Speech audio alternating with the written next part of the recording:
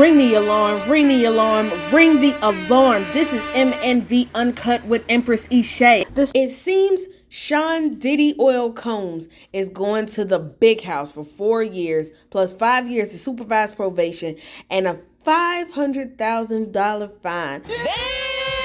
He was convicted of 2 prostitution-related offenses, but was acquitted on the trafficking and racketeering charges. The hip-hop mogul literally fell to his knees and cried when being told by the judges that he would be serving out the 4-year sentence. He'd been planning on his release. Literally, he booked a couple of appearances because he was sure he was going to get out. 50 Cent, who has become the master of trolling, had to put his 2 cents in this.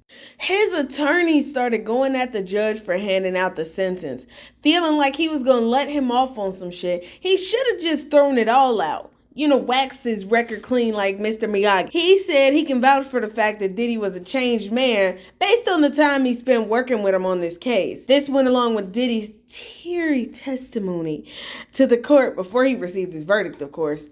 He told them he was sick from the drugs at the time he committed the crimes, and he pleaded with the judge that he really just needed help and everything. Apparently it didn't work. Diddy took a similar appeal to the president, hoping old Donnie the Mac could help get him out of all of these charges. I have a lot of people who have asked me for pardons. Daddy has asked me for a pardon. Just 3 days after Diddy was sentenced to over 4 years in prison on prostitution charges, President Donald Trump seems to confirm he's heard from the mogul's legal team. The comments coming Monday from the Oval Office as reporters asked about a pardon for Jeffrey Epstein's accomplice, Ghislaine Maxwell, who's serving 20 years for child sex trafficking. I wouldn't consider it or not consider it. I don't know anything about it, but I will speak to the DOJ. Why would she be a candidate for clemency, sir? I don't know. I'd have to speak to the DOJ. I'll look at it. I have a lot of people who have asked me for pardons. I call him Puff Daddy has asked me for a pardon.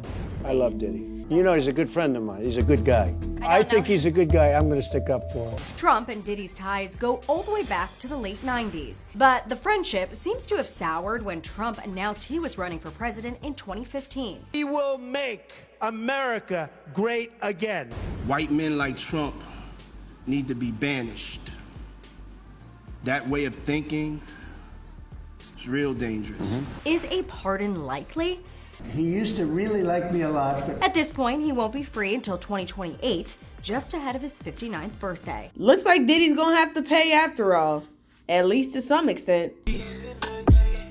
I don't need no negativity around me. High frequency.